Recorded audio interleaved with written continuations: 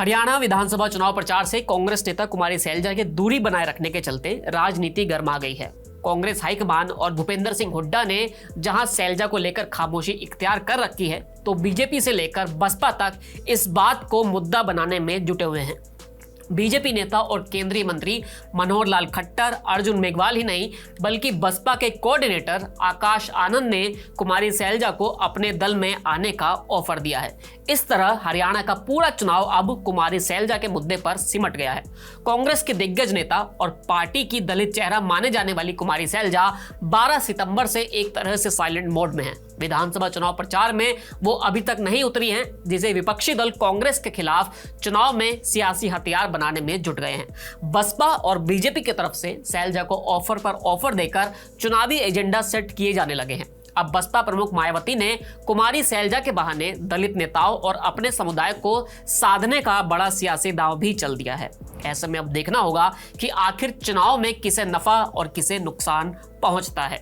हरियाणा में इस बार के विधानसभा चुनाव में दलित वोटों को काफी निर्णायक माना जा रहा है। कांग्रेस का पूरा दारोमदार जहां दलित मतों पर टिका है, तो वहीं विपक्ष की रणनीति है कि लोकसभा में कांग्रेस को मिले दलित वोटों में सेंध लगाई जाए। कुमारी सैलजा की नाराजगी को बीजेपी से लेकर बसपा तक दलित स्वाभिमान से जोड़ रहे हैं। बीजेपी के कद्दावर नेता और केंद्रीय मंत्री मनोहर लाल खट्टर से लेकर मुख्यमंत्री नायब सिंह सैनी और अनिल विज तक लगातार कह रहे हैं कि दलित होने की वजह से कांग्रेस ने कुमारी सैलजा का अपमान किया है। यहाँ पर बीजेपी ने और भी क्या कहा है, ये हम आपको बताते हैं। केंद्रीय कानून मंत्री अर्जुन राम मेघवाल ने कुमारी सैलजा को लेकर कहा कि कांग्रेस की परंपरा ही दलितों का अपमान करने की है। बीजेपी किसी भी नेता का अपमान बर्दाश्त नहीं करती है, ना ही अपशब्दों के प्रयोग को बढ़ावा देती है। उन्होंने कहा कि जिस प्रकार से भूपेंद्र सिंह हुड्डा और उनके समर्थकों ने कुमारी सैलजा का अपमान किया है, उसे जनता कभी नहीं भूलेगी। कांग्रेस को इसका खामियाजा भुगतना ही पड़ेगा। इसी तरह बीजेपी के सभी नेता लगातार सैलजा को लेकर अपनी बातें कह रहे हैं। अब बीएसपी पर आते हैं। आकाश आनंद से लेकर बसपा प्रमुख मायावती भी कुमारी सैलजा के बहाने दलित समुदाय को साधने का दांव चल रहे हैं। आकाश ने कहा कि कुमारी सैलजा के लिए बसपा के दरवाजे हमेशा के लिए खुले हैं। कांग्रेस दलित नेताओं का सम्मान नहीं करती है। अब मायावती ने भी कुमारी सैलजा को नसीहत देते हुए कांग्रेस पर जोरदार हमला बोला है। उन्होंने कहा है कि देश में अभी तक के हुए राजनीतिक घटनाक्रमों से यह साबित होता है कि कांग्रेस और अन्य जातिवादी पार्टियां दलित समाज के नेताओं और वोट को बुरे वक्त में सिर्फ इस्तेमाल करती हैं और फिर उन्हें दरकिनार कर देती हैं। दलित नेताओं को अपने मसीहा डॉक्टर अंबेडकर से प्रेरणा लेकर खुद ही ऐसी पार्टियों से अलग हो जाना चाहिए और साथ ही समाज को भी दूर रखना चाहिए। अब सवाल उठता है कि आखिर कुमारी सैलजा ने प्रचार से दूरी क्यों बनाई हुई है। सिरसा से सांसद कुमारी सैलजा हरियाणा में कांग्रेस की सबसे बड़ी दलित चेहरा मानी जाती हैं। विधानसभा चुनाव में कांग्रेस टिकट बंटवारे में हुड्डा खेमे को ही अहमियत मिली है और सैलजा अपने 8 से 10 करीबी नेताओं को टिकट दिला सकी हैं। इतना ही नहीं, वो अपने ओएसडी डॉक्टर अजय चौधरी को भी टिकट नहीं दिलवा पाई हैं। ऐसे में हुड्डा खेमे के समर्थकों की ओर से की गई टिप्पणियों से सैलजा नाराज मानी जा रही हैं और चुनाव प्रचार से पूरी तरह से उन्होंने दूरी बना रखी है। अब सवाल उठता है कि बसपा और बीजेपी ने कुमारी सैलजा के बहाने दलित वोटों को साधने का यहां पर दांव चल दिया है। हरियाणा में करीब 21% दलित मतदाता हैं। राज्य की कुल 90 में से दलित समाज के लिए 17 विधानसभा सीटें सुरक्षित हैं, लेकिन सियासी प्रभाव उससे कहीं ज्यादा है। कुमारी सैलजा के चुनावी कैंपेन से दूरी बनाए रखने के चलते दलित समुदाय भी नाराजगी बढ़ सकती है। दलित वोटर किसी भी दल का खेल बनाने और बिगाड़ने की ताकत राज्य में रखते हैं।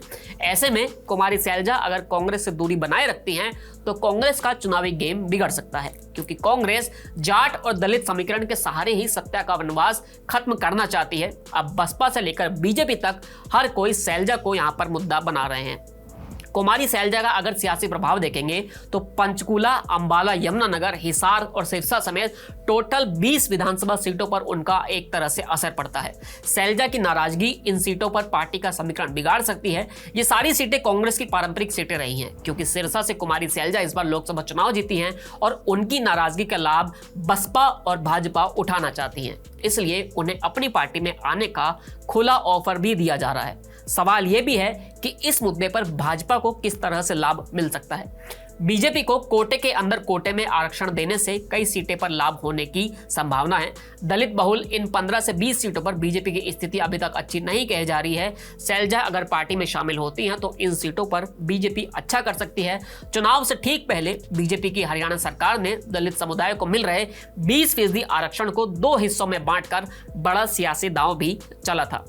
हरियाणा में अगर आप जातीय समीकरण की बात करेंगे तो दलित समुदाय में सबसे बड़ा प्रभाव रविदास का है, जो दलित समाज में 50% से ज्यादा हैं। रविदासी के अलावा वाल्मीकि और अन्य दूसरे दलित समुदाय भी हैं। रविदासी दलित पूरी तरह से कांग्रेस के साथ है, अन्य दलित समुदाय अलग अलग दलों के साथ बिखरे हुए हैं। ऐसे में हरियाणा की राजनीति पर रविदासी समुदाय का दबदबा है। हरियाणा की बीजेपी सरकार ने दलित आरक्षण को 2 हिस्सों में बांट दिया है, जिसमें 10% रविदासी और 10% गैर रविदासी दलित जातियों को दिया गया है। गैर रविदासी जातियों में 36 जातियां दलितों की आती हैं। शैलजा भी इसी वंचित जाति से ही आती हैं। कुमारी शैलजा ऐसे ही कांग्रेस के चुनाव प्रचार से अगर दूरी बनाए रखती हैं तो बीजेपी को इससे डबल फायदा हो सकता है। बीजेपी हरियाणा में वैसे भी जाट बनाम दलित का दांव चल सकती है। इस तरह कांग्रेस के साथ लोकसभा चुनाव में गया दलित वोट उसे वहां पर खिसकने से उसको यहां पर लाभ भी हो सकता है। और इसी तरह बसपा अपने कोर वोट बैंक को अपने पाले में लाने की कवायद चल रही है, जिसके चलते ही आकाश आनंद से लेकर मायावती तक कुमारी शैलजा का मुद्दे को लगातार भुना रही है और इस तरह दलित वोटों को साधने का सियासी दांव चल रहे हैं। लेकिन इस शहमात के खेल में अब नतीजे ही बताएंगे कि किसे सियासी नुकसान हुआ है और किसे फायदा हुआ है। इस कहानी को लिखा है हमारे वरिष्ठ साथी कबूल अहमद ने। मैं था आपका साथ मोहित ग्रोवर।